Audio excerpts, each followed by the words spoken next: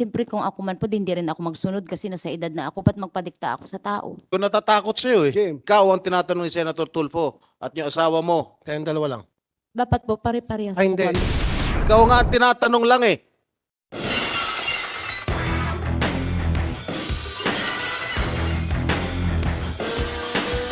Diniktahan mo siya kung anong gawin niya sa affidavit niya?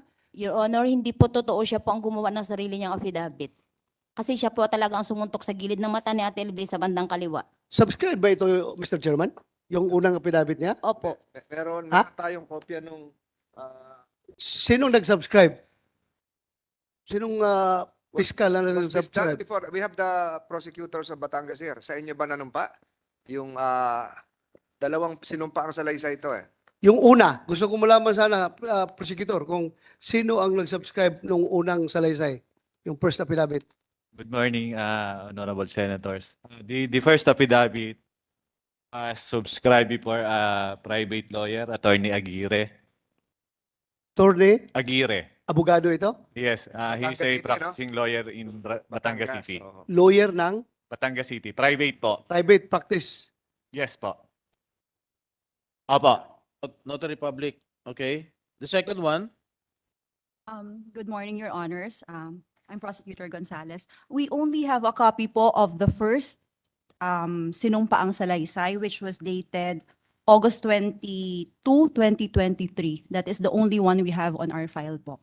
You do not have the second. This is the Affidavit? first time, sir, that I'm hearing of the second affidavit. This was. There is a second sinumpaang salaysay. Sino tong Roberto Santos, OIC Provincial Prosecutor? Your Honor, Mr. Chair, if I may, Go ahead, go ahead.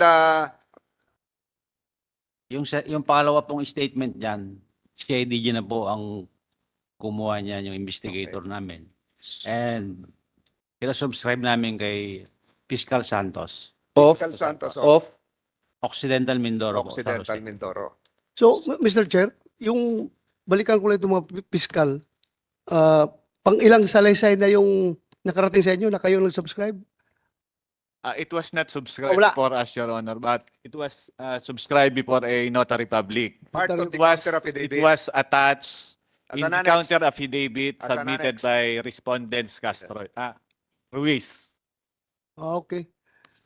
So, balikan kita. Sabi niya, diniktahan mo siya na para magsabi ng gano'n sa affidavit. Tapos ngayon, dinay mo. Your Honor, nasa saktong edad po siya para diktahan. Siyempre kung ako man po, hindi rin ako magsunod kasi nasa edad na ako, ba't magpadikta ako sa tao? Ano bang grado mo, Eh, kung natatakot sa'yo eh. Jim? Hindi naman po ako nananakot, Your Oh. Honor. Po kami nananakot kasi po tindahan. niyo sa Gugulpi ka kanila. lang. Hindi po ako nanggugulpi, Your Honor. Eh, ano ginagawa mo? Wala po. Talaga ha? Sige, Opo. mamaya. May hamon lang ako So, dito, Mr. Chair. yeah. Sandali, mabilis lang. Nandiyan yung mga abogado mo, di ba? Willing ka ba mag-submit sa isang polygraph test kayong dalawa? Kung nagsabi kayong totoo, hindi. Payag ba kayo? Ang tanong ni Senator Tulfo, payag ba kayong sumailalim sa isang polygraph test? Yes or no lang yon. Kasi, Kasi- kung pumayag kayo, ngayon na mismo, bago mag 5 o'clock, magpapadala ko ng tao na rito. For the information of Senator Tulfo, the National Bureau of Investigation Polygraph Division is about to arrive. Papunta na po sila at Good. ready na Okay. po sa poly. We have directed the NBI to produce their polygraph machine Okay? before this committee. You better ask your client to answer, not you. Yes, Your Honor. Kung lahat po kami, pati yung mga testigo nila at lahat-lahat. Hindi, ikaw lang. Only ikaw lang asking tinatanong- you, ikaw lang not tinatanong. the others. Ikaw ang tinatanong ni Senator Tulfo at yung asawa mo. Kayong dalawa lang. Dapat po pare-parehas Ay, po hindi. kami. Ikaw nga ang tinatanong lang eh. O asawa mo eh. Answer!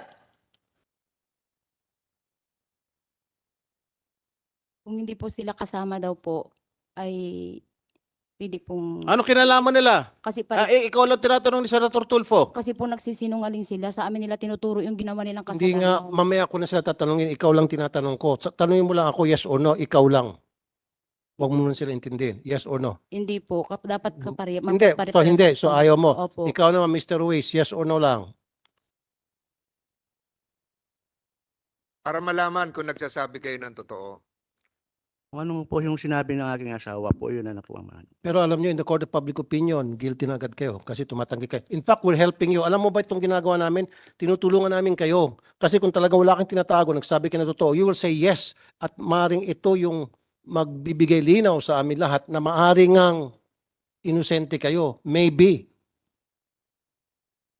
Pero yung pagtanggi nyo, dito lumilitaw na meron kayong tinatago kasi kung wala kayong tinatago, heck, sige, lie detector test kahit ilang beses pa. Let the records reflect that spouses Ruiz are being advised by their counsels right now. Mr. Chairman, Can you answer? May tanong ni Senator Tulfo, Mr. Ruiz. Kung wala kayong tinatago, papayag kayo eh. Your Honor, ganun din po dapat sila kasi sila yung mga gumawa sa amin, nila pinapatong ginagawa. Hindi, mamaya na ngayon sila. Okay? Huwag mo akong turuan, huwag mo akong diktahan. Alam kong ginagawa ko. Sorry. So kung alam kong ginagawa ko, dapat alam mo rin yung sasagutin mo. Ang sagot doon, yes or no. Huwag ka na magbigay pa ng pasikot-sikot na sagot. Kung no, no. Mrs. Ruiz. Kung yes, yes. Wala nang paligoy-ligoy pa. Again, the answer will be made upon advice of the counsel.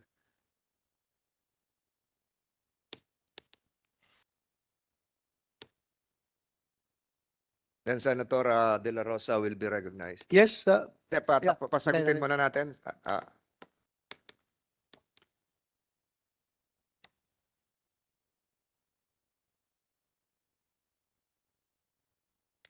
Ruiz, upon advice of your counsel, what is your answer? Pag pumayag po sila, papayag po kami. Hindi nga eh, ma'am eh, ikaw lang tinatanong ko, ba't mo ako tinutulak sa ibang tao? Mukhang mahina ata yung lawyer mo eh. Magpalit ka kayo ng lawyer. Kasi mali ang tinuturo sa'yo, mali ang binubulong sa'yo. Dapat lang sasabihin ng yes or no. O ano, kinakanta ka natin ng Bayang Magilyo ng lawyer mo. Tagal-tagal. Yes or no lang. Sige po.